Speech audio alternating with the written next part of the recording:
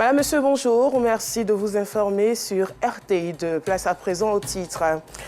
Le premier vol du contingent étatique a quitté Abidjan dans la nuit de lundi à mardi avec à son bord 430 candidats au pèlerinage à destination de Médine en Arabie Saoudite. Et puis au Moyen-Orient, des chars de Sahel atteignent le centre-ville de Rafah. Voilà, c'est tout pour les titres. Hier lundi, le premier vol des candidats au Hajj du contingent étatique a quitté l'aéroport international Félix Houphouët-Boigny d'Abidjan.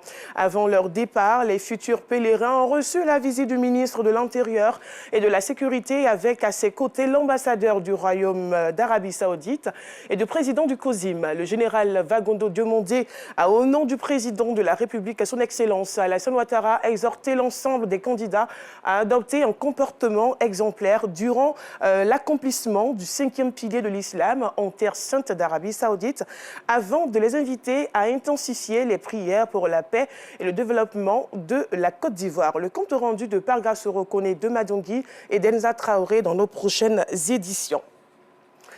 430 sur le nombre des premiers candidats au Hajj du contingent étatique qui ont décollé de l'aéroport international Félix Houphouët-Boigny d'Abidjan aux alentours de minuit pour la terre d'Arabie Saoudite. Avant leur départ à l'aéroport, les futurs pèlerins ont reçu à la grande mosquée de la Riviera Golf de Cocody la visite du ministre de l'Intérieur et de la Sécurité Vagondo Diomondé qui les a rassurés du soutien du gouvernement et du président de la République, à son Excellence Alassane Ouattara. Parga Sorokone, Enza Traoré. Sous cet arbre situé derrière la clôture de la mosquée de la Riviera Golf, des parents venus accompagner leurs proches, candidats au Hajj en 2024. La joie et la tristesse sont au rendez-vous.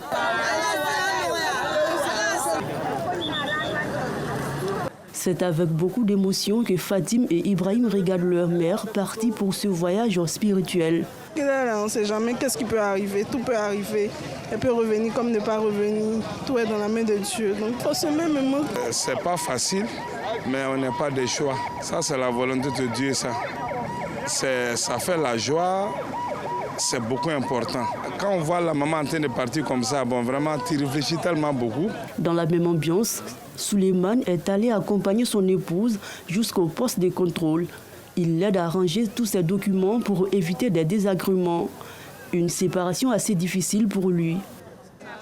C'est les carnets de vaccination que j'ai mis dans son sac pour ne pas qu'elle ait oublié ça. Vraiment, ce n'est pas facile. Il faut accepter. C'est la religion. Moi, j'étais parti, je l'ai resté. C'est son tour aujourd'hui. Elle va pour me rester. Fatmata, future pèlerine, préfère, elle, attendre tous ses enfants avant de prendre le chemin de la grande mosquée de la Riviera Golf, lieu de regroupement de tous les candidats au Hajj. J'ai des enfants aussi qui doivent arriver. Ils ont deux qui m'ont dit d'attendre un peu. Non, moi, je devais partir. Je veux dire au revoir à tout le monde avant de partir. Vraiment, l'émotion est grande. Il y a un grand stress. Je souhaite de revenir en bonne santé. Allez d'abord prier pour tout le monde. Si les parents sont émus pour le départ de leurs proches, les proches eux-mêmes le sont encore plus. Il y a mon époux, mon fils, mon grand frère et ma belle-sœur sont venus m'accompagner à la mosquée. Quand on s'est donné d'eau, surtout mon fils, quand il m'a fait comme ça, là, franchement, j'ai eu les larmes aux yeux. C'était vraiment pas facile.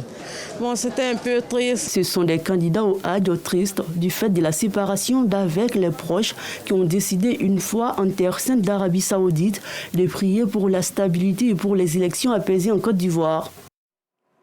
Nous suivons à l'instant les parents des candidats qui sont venus nombreux accompagner leurs proches. L'émotion, vous venez de le voir, qui était au rendez-vous. Un reportage d'Assitan Diarra et de Adaman Kone. Je le disais à l'instant, avant leur départ à l'aéroport, les futurs pèlerins ont reçu à la grande mosquée de la Riviera Golf de Cocody la visite du ministre de l'Intérieur et de la Sécurité, Vagondo Diomondé, qui les a rassurés sur le soutien du gouvernement et du président de la République, à son Excellence Alassane Ouattara. Le général Vagondo Diomandé, ministre de l'Intérieur et de la Sécurité, Saad bin Al-Khatami, ambassadeur du Royaume d'Arabie Saoudite en Côte d'Ivoire, Cheikh Aïma Ousmane Diakité, président du COSIM, en visite d'inspection au terminal 2 de l'aéroport international Félix Houphouët-Boigny de Port-Bouët. Ils sont venus s'assurer de l'effectivité des préparatifs et du bon déroulement du projet Tariq Makka ou la route de la Mecque. À l'issue de la visite, le ministre de l'Intérieur et de la Sécurité, le diplomate saoudien et le guide suprême de la communauté musulmane de Côte d'Ivoire se disaient satisfaits des dispositions prises par l'État de Côte d'Ivoire. Cette année, nous bénéficions d'un quota de 10 000 pèlerins pour le compte de la Côte d'Ivoire. À l'heure où je vous parle, la quasi-totalité des places sont fournis pour que la Côte d'Ivoire puisse participer au Hajj. Mais il est bon que nous puissions rappeler aux uns aux autres que les dispositions qui sont prises autant en Côte d'Ivoire qu'en Arabie Saoudite sont de nature à améliorer tout le système d'organisation. Cela passe par la régularité de tous les actes que nous posons.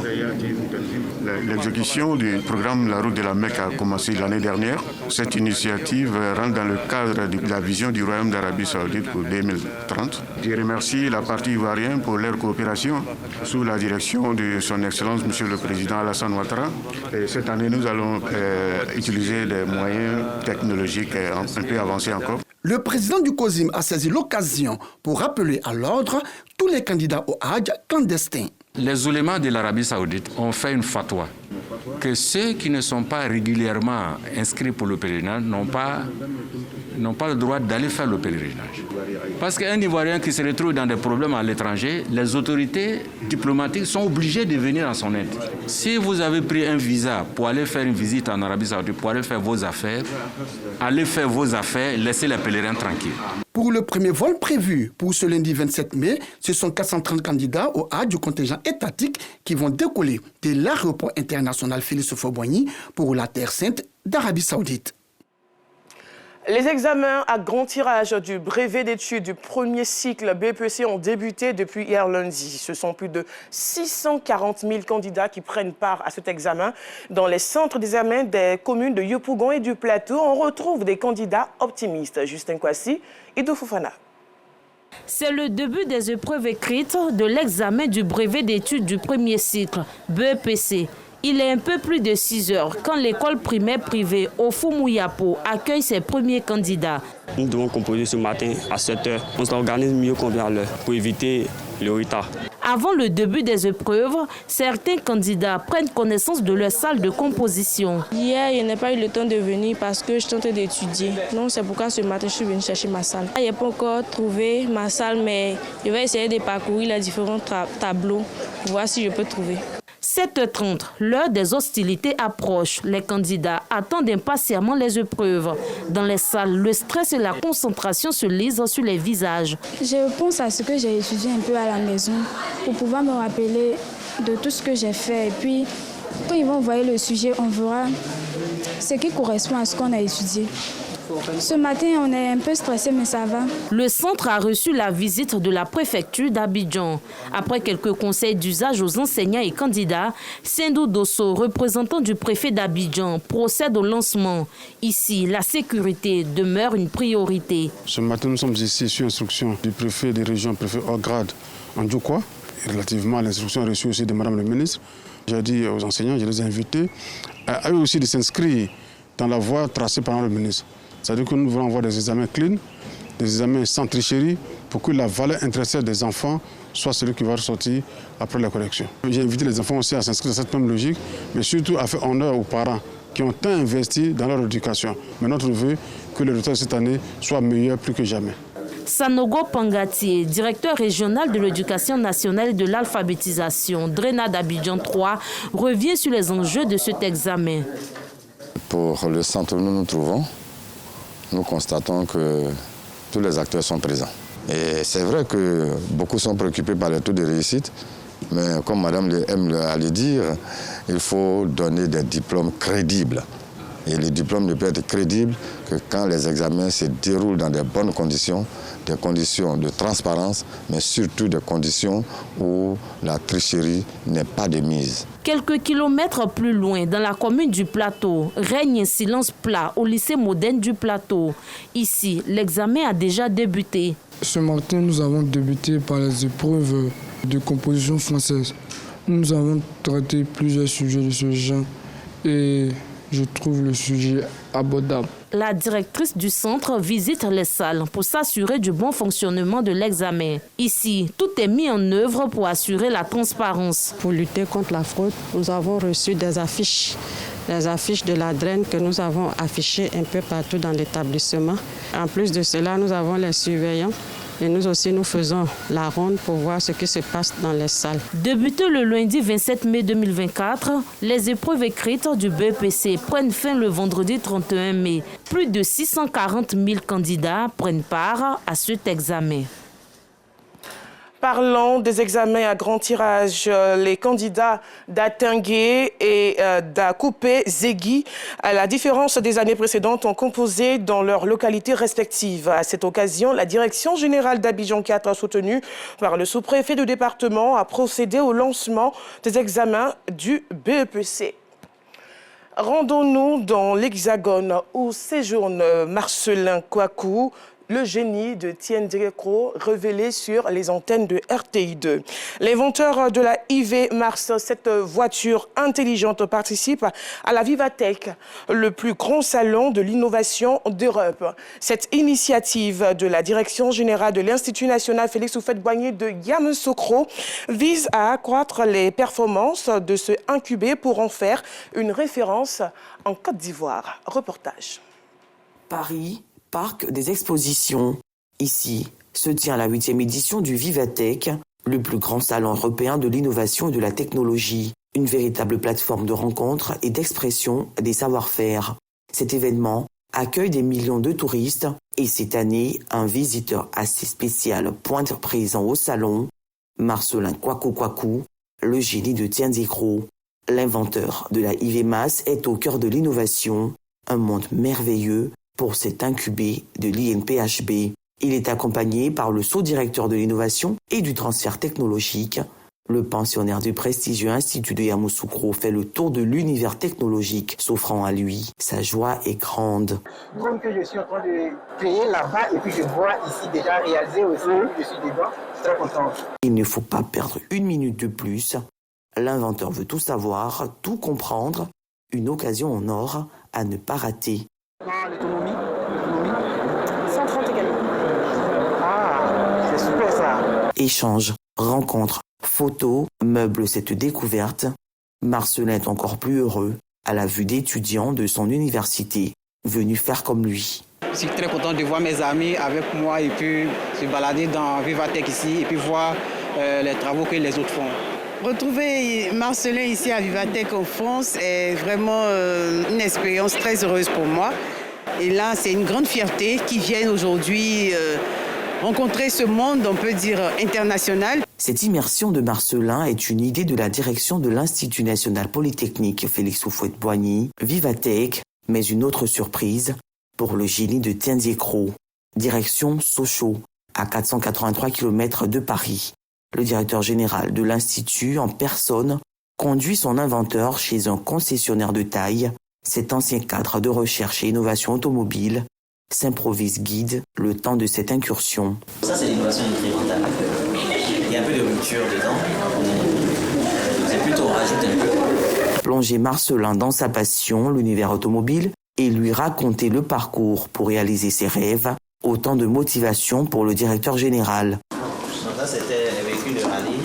Ça, c'est les véhicules de Formule 1. Un cours qui attire des jeunes apprenants, édifiés par l'histoire du jeune inventeur. Marcelin, franchement, il a tout mon encouragement pour la suite, car créer un aussi bon véhicule, je pense que c'est plutôt bénéfique pour l'Afrique et pour son développement. À la fin de la journée, Marcelin et le directeur général sont confiants pour l'avenir. Je dis grand merci à mon directeur, parce qu'il m'a fait une surprise très grande qui me dépasse. J'ai encore le temps de bien travailler encore dessus pour qu'on gagne le marché de l'Afrique. Nous avons été à Vivatech voir les innovations qui ont été faites et c'était important pour nous de voir partir de ce que Marcelin a eu à faire, quels sont les développements que nous pouvons espérer sur son véhicule. Le prototype IV-Max est assez mature, est assez avancé par rapport à tout ce qu'on a vu.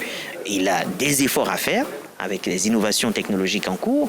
On a laissé quand même beaucoup d'histoire derrière nous, puisque nous sommes sur un véhicule qui est déjà suffisamment avancé. Marcelin Kouakou sur les bords de la Seine. Une visite s'inscrivant dans le cadre de sa formation au sein de l'incubateur de la prestigieuse Université Polytechnique. L'INPHB entend fabriquer des polytechniciens entrepreneurs ouverts sur le monde, une ambition matérialisée par des résultats tangibles. L'Institut est sacré, deuxième université d'Afrique francophone. Terminons ce journal. Au Moyen-Orient, des chars de l'armée israélienne soutenus par l'artillerie et l'aviation ont atteint ce mardi le centre de Rafah et progressé dans les quartiers ouest selon des témoins cités par Reuters. Sur le plan diplomatique, l'Espagne, l'Irlande et la Norvège reconnaissent formellement l'État de Palestine. Le ministère de la Santé du Hamas a annoncé un nouveau bilan de 36 096 morts dans la bande de Gaza. Voilà, fin de ce 12h30. L'actualité revient à 19h30.